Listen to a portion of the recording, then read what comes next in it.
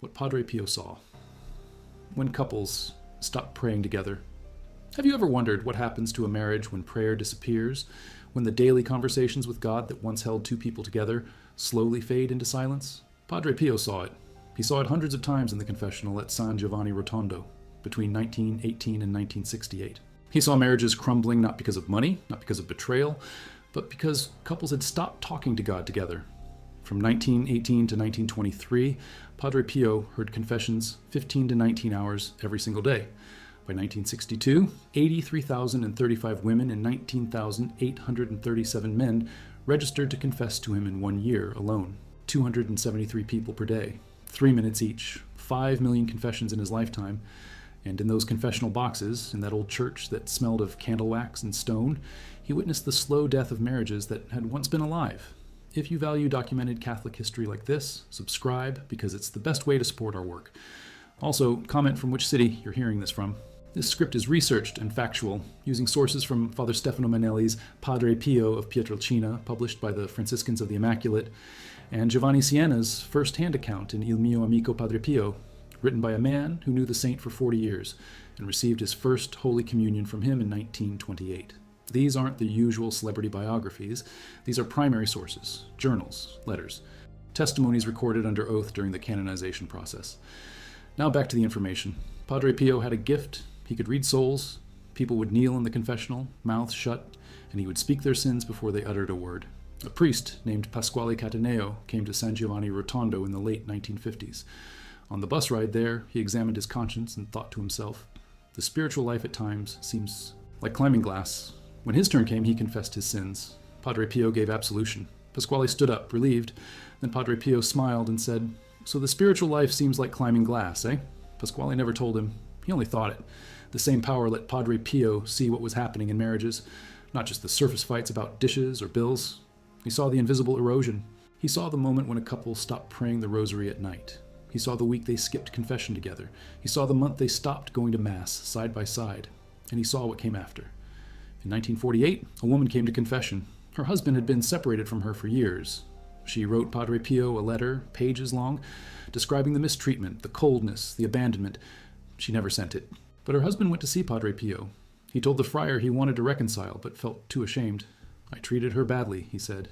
"I cannot face her." Padre Pio said, "Then tell her I sent you to reconcile." The man replied, "She would never believe me." Padre Pio said, "Tell her I already read the letter she wrote to me." Then he recited details from the letter that had never been mailed, the letter the woman had written in privacy, that no human had seen. The husband returned home, stood on the porch, and told his wife exactly what Padre Pio instructed. She was stunned. The only person who knew about that letter was her, and now Padre Pio knew. She felt her husband's sincerity. She let go of the pain. They reconciled. They prayed together that night for the first time in years. Padre Pio told his spiritual children a very simple formula: daily Mass, weekly confession, meditation, examination of conscience, spiritual reading, 5 steps. He called it the ladder of sanctification. And for married couples, he added one more thing: pray together every single day. In 1950, Giovanni Siena and Paola were engaged. They met in the circle around Padre Pio at the Casa Sollievo della Sofferenza, the hospital of the friar, founded. Giovanni had first encountered Padre Pio at age 8 in 1928 when he received his first communion. Now, 22 years later, he was about to marry. Padre Pio told them before the wedding, pray together every day and trust your marriage to God. On August 27th, 1950, at 5 in the morning, Padre Pio celebrated the Mass for their wedding. At the end, he looked at them and repeated 3 times, "Be happy, be happy, be happy." Months later, doctors told them Paola was infertile. No children would come. Padre Pio promised to pray the chaplet of the Sacred Heart of Jesus every day for them. He told Giovanni, "You will have as many children as the choirs of angels." 9. On July 24th, 1951, their first daughter was born. Immediately, she fell gravely ill. Doctors said she would die. Padre Pio said, "She will not die, she will live a long time." The baby recovered. 8 more children followed. 60 years later, Paola said, "After 60 years of marriage, I can say that Padre Pio's recipe works. Giovanni and I love each other as much as on the first day." The recipe was the chaplet of the Sacred Heart. Daily, together, no exceptions. Padre Pio did not tolerate excuses. Dr. Schuba, one of his spiritual sons, came to him in the 1950s about a relative who wanted to divorce. The husband had mistreated her. The marriage was an absolute disaster. Schuba thought divorce was the right solution. Padre Pio said no, the marriage should not be dissolved, not this one. Each case is different, but this marriage must be saved. The woman, when she heard what Padre Pio said, stopped the divorce proceedings. She prayed. Her husband, unaware that she had consulted Padre Pio, also went to see the friar. He confessed he wanted reconciliation, but had no courage. Padre Pio told him, "Go to your wife and make up with her." The man said, "I do not have the courage to face her." Padre Pio said, "Then tell her I sent you. Tell her I already read her letter." That couple reconciled. And Padre Pio gave them the same instruction he gave everyone. Pray together. Daily Mass if possible. Confession weekly, the rosary at night. Not one or the other. Both. Together. But what happened when couples stopped? A woman came to confession in the early 1960s. She had been married 23 years. She told Padre Pio her husband barely spoke to her anymore. They ate in silence. They slept in the same bed but lived separate lives. Padre Pio asked her one question. When did you stop praying the rosary together? She was silent. She calculated in her head. 7 years ago, she said. Maybe 8. Padre Pio said, there is your answer. You stopped talking to God together, so you stopped talking to each other. The soul of your marriage dried up. Go home tonight and ask your husband to pray 1 decade of the rosary with you. Just 1. If he refuses, you pray it aloud. He will hear it. Start there. She went home. That night after dinner, she took out her rosary. Her husband looked at her. She said, I'm praying a decade. You can join me or not. He said nothing. She prayed aloud, Hail Mary, full of grace. Halfway through, he started whispering the words with her. By the 10th Hail Mary, he was crying. Padre Pio understood something most people miss. Marriage is not 2 people. It is 3. Husband, wife, and God. When the third person leaves, the other 2 cannot hold it together alone. They try. They talk about bills, about children, about repairs. But the deeper conversation, the one that bonds souls, that conversation dies. Because that conversation was never just between them. It was always between them and God. An engineer came to confession to Padre Pio in the late 1950s. He was an intellectual. He believed in God, but thought confession was too simplistic. He came out of curiosity. Padre Pio looked at him in silence. Then he said, Suppose you stop all this chatter and begin by telling me that it is now 20 years since your last confession, and that, since the day when you were married, you have never again received the Blessed Sacrament. The man had never met Padre Pio before. Every word was true. He made a good confession. When he walked home afterward, he realized his knee no longer hurt. The cane he had carried for years was unnecessary. He had been healed. He became one of Padre Pio's most faithful spiritual sons. 20 years without the sacraments. 20 years without kneeling next to his wife at the altar rail. Padre Pio saw how that absence poisoned everything else. It was not that the engineer was a bad man. It was that he had unplugged his marriage from the only power source that could sustain it. In 1961, the Holy Office put microphones in Padre Pio's confessional. They wanted to catch him in inappropriate conversations with women. They listened for months. They found nothing. But what they did hear in those 3-minute confessions were the same patterns repeating. Couples describing coldness, distance, resentment. And Padre Pio asking the same question over and over. When did you stop praying together? The recordings were destroyed, but the friars who lived with him remembered.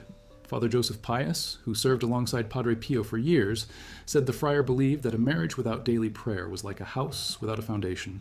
It might stand for a while, but the first storm would crack it. Padre Pio also saw what happened to children in those homes.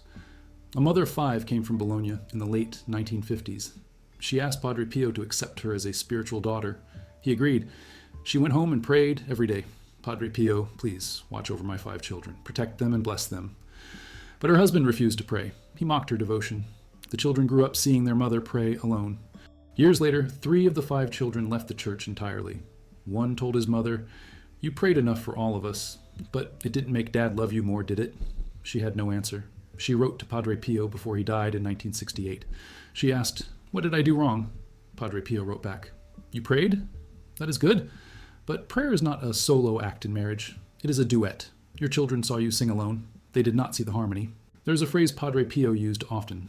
Couples who pray together stay together. It sounds like a greeting card, but he did not mean it sentimentally. He meant it as a law, as literal as gravity. If you remove prayer from a marriage, the marriage falls. Not immediately, slowly, a degree per year, until one day you look at each other and realize you are strangers. In 1955, a young couple came to Padre Pio before their wedding. They were devout. They attended daily Mass. They had made a pact to pray the rosary together every night after they married. Padre Pio blessed them and said, Never break that pact. Not for work, not for tiredness, not for guests. If you are too tired to pray 15 decades, pray 5. If you are too tired for 5, pray 1. but never go to sleep without praying together. They kept the pact for 11 years. Then the husband got a promotion. He started traveling for work. 3 nights a week he was gone. They prayed separately. Then 4 nights. Then 5. When he was home, he was exhausted. The rosary felt like a burden. They stopped. For 2 years, they did not pray together once. In 1968, weeks before Padre Pio died, the husband came to confession. He told Padre Pio, "My marriage feels dead. We barely talk. We barely touch. I do not know what happened." Padre Pio said, "You know exactly what happened. You stopped praying together." The husband said, "But we were so tired, we had no time." Padre Pio said, "You had time to eat. You had time to sleep. You had time to work. You made time for everything except God. Now you wonder why God feels absent." The man left the confessional, shaken. That night he told his wife everything Padre Pio had said. She cried. They prayed the rosary together for the first time in 2 years. It felt awkward, mechanical, like learning to walk again. But they kept going. 6 months later, the man wrote to Padre Pio. He said, "We are not healed, but we are healing." The friar died before he could respond. If you value content like this that digs into the lived experience of the saints, subscribe because it supports more research like this. And in a moment, I'm going to tell you about the strangest case Padre Pio ever handled involving a marriage and a soul in purgatory. But first, let me be clear. This is researched content using Clarice Bruno's Roads to Padre Pio, published in 2009, Bernard Ruffin's Padre Pio, the true story from 2003, and the testimonies collected during the canonization investigations at the Postulation Center in San Giovanni. Rotondo. These are not internet legends. These are archived accounts. Now back to the story. In 1946, a widow came to Padre Pio in agony. Her husband had taken his own life. She lived for months with one question. What happened to his soul? She finally gathered the courage to ask Padre Pio, "Is there hope he was saved?" Padre Pio lowered his eyes. His face darkened. After a long silence, he said, "There is very little hope." Her heart collapsed. But then Padre Pio asked her, "Did you pray together when he was alive?" She said yes, every night. The rosary. For 22 years. Padre Pio said, "Then those prayers are still working. They do not disappear.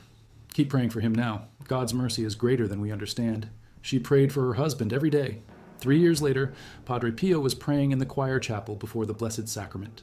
A friar saw his face suddenly change. He grew pale. His eyes filled with tears. He stared at an empty corner of the chapel as if someone stood there. Afterward, the friar asked, "Father, what did you see?" Padre Pio said, "A soul from purgatory. He came to thank me for a single Hail Mary I prayed for him long ago. A prayer I had forgotten, but heaven had not." Padre Pio believed that every prayer prayed in a marriage, even the distracted ones, even the ones mumbled while half asleep, those prayers were stored. They became a reservoir of grace. And when one spouse died, the surviving spouse could draw from that reservoir by continuing to pray. But if a couple never prayed together while both were alive, there was no reservoir, only emptiness. A man came to confession in 1963. He said his wife had died 2 years earlier. They had been married 38 years. He asked Padre Pio if he should pray for her soul.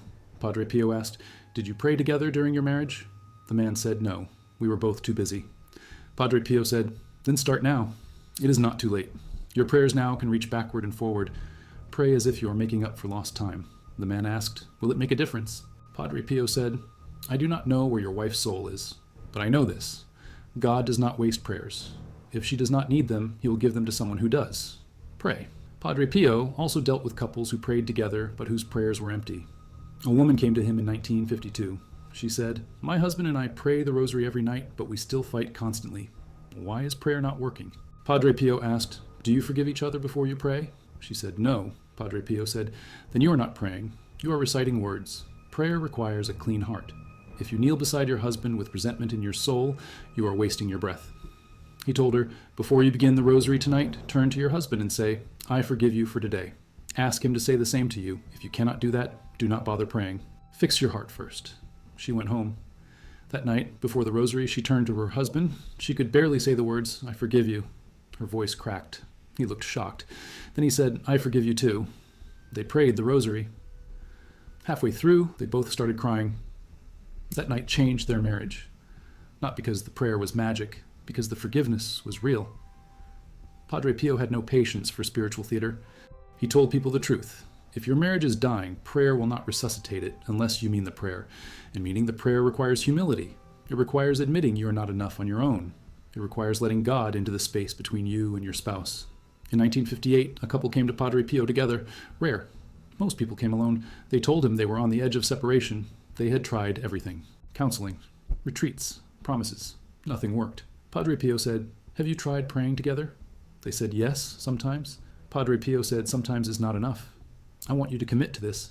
Every single night, before you sleep, kneel beside your bed together. Pray one Our Father, one Hail Mary, one Glory Be. That is all. 3 prayers, 2 minutes. Can you do that?" They said yes. Padre Pio said, "If you miss one night, come back and confess it to me as a sin." They looked at each other, confused. He said, "I am serious. This is your lifeline. Treat it as sacred." They kept the commitment for 6 months. Then one night, they were so angry at each other they could not bear to kneel together. They skipped the prayers. The next day, guilt ate at them. They drove to San Giovanni Rotondo. They confessed to Padre Pio. He said, "Good. You are learning. The devil wanted you to skip those prayers because he knew what would happen if you prayed. You would have had to face each other before God. And facing each other before God makes it much harder to stay angry." They went home. They never skipped again. 5 years later, they came back to thank Padre Pio. They said, "We are not perfect, but we are together. And we talk now, really talk." Padre Pio smiled. He said, "You talk because you pray. Prayer teaches you how to listen to God. And if you can listen to God, you can listen to each other." There is a deeper mystery here. Padre Pio understood that marriage is an icon. It is supposed to reflect the relationship between Christ and the Church. Husband and wife are not just 2 people trying to get along. They are an image of divine love made visible. But that image requires constant maintenance. It requires grace. And grace flows through the sacraments and through prayer. When couples stop praying, the image fades, not instantly, gradually. Like a painting left in the sun, the colors dull, the lines blur. Eventually, you cannot tell what the painting was supposed to be. Padre Pio saw this happen over and over. A couple would come to him, confused, saying, "We used to be so close. What happened?" And he would trace it back. "When did you stop going to Mass together? When did you stop kneeling side by side at confession? When did you stop reading scripture before bed?" And the answer was always the same. "Years ago. We got busy. We forgot." Forgetting is the death of marriage, because marriage is not about remembering birthdays or anniversaries. It is about remembering who you are before God, and you cannot remember that alone. A young couple came to Padre Pio in 1964. They had been married 3 years, no major problems. They just wanted his blessing. Padre Pio asked them, "Do you pray together?" They said, "Sometimes, when we remember." Padre Pio said, "Make it a discipline, not a feeling. Feelings come and go. Discipline stays. Pray together even when you do not feel like it, especially when you do not feel like it." The husband asked, "What if one of us is traveling?" Padre Pio said, "Then pray at the same time in different places. Set a time, 9 at night. Wherever you are, stop and pray. You're still together in the act of prayer." They followed his advice. 50 years later, the wife was still alive. She told an interviewer, "We prayed together every single night for 53 years. Even when my husband was dying in the hospital, we prayed." His last words were the Hail Mary. I finished it for him. Padre Pio also dealt with couples where one spouse was devout and the other was indifferent.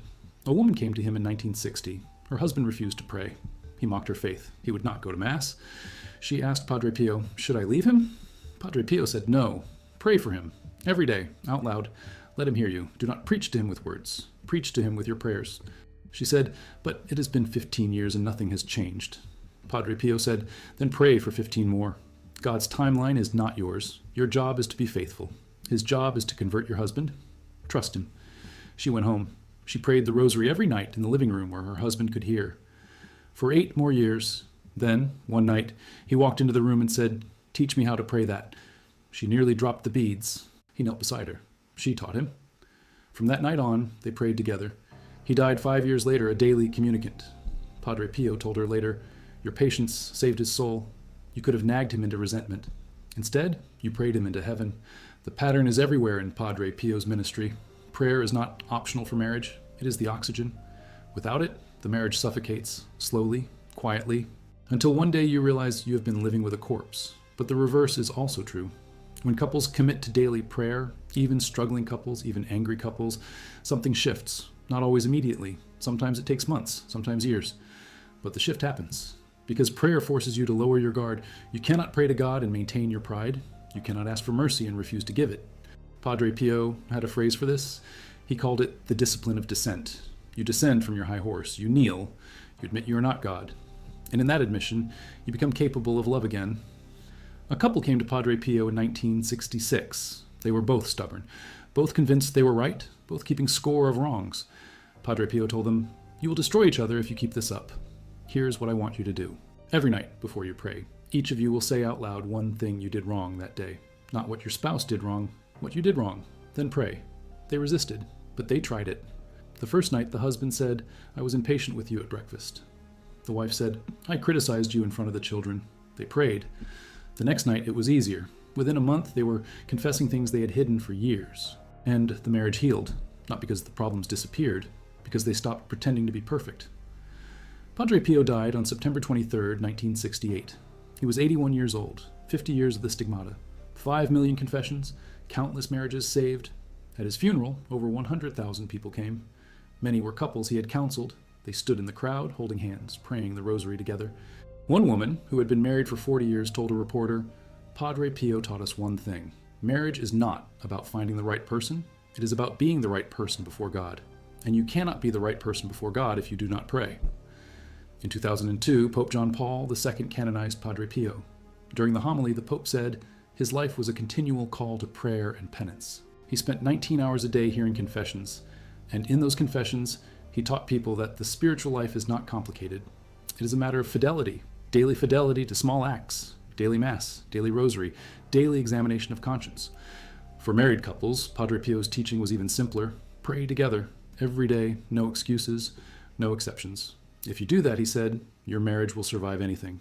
If you do not, your marriage will survive nothing. There is a grave in San Giovanni Rotondo. Padre Pio's body rests there, incorrupt, visible through glass. Pilgrims come from every continent. They kneel, they pray, they ask for miracles, and many of them are couples in crisis, couples on the edge. One couple, interviewed in 2018, said they came to Padre Pio's tomb after 30 years of marriage, ready to divorce. They knelt. They prayed the rosary together for the first time in a decade. Halfway through, the wife felt something break inside her. She looked at her husband. He was crying. They finished the rosary. They drove home in silence. That night, they prayed together again. They have not stopped since. They said, Padre Pio did not fix our problems. But he reminded us that we are not alone. God is the third person in our marriage. We forgot that. We tried to do it by ourselves, and we almost destroyed everything. This is the testimony repeated across 70 years, from 1918 to 2026. Padre Pio saw what happens when couples stop praying, and he saw what happens when they start again.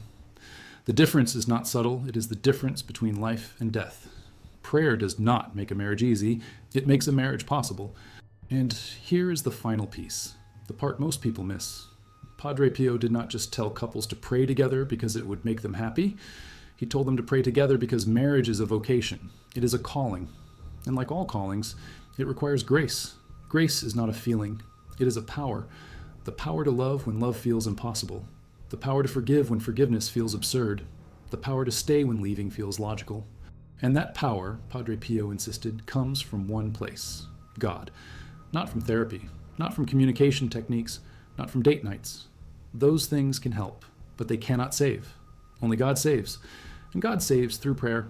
So when couples stopped praying, Padre Pio saw them lose access to the one power that could sustain them. They became two people, trying to run a machine with no fuel. They pushed, they strained. They blamed each other when the machine stopped working. But the problem was not the machine. The problem was the absence of fuel.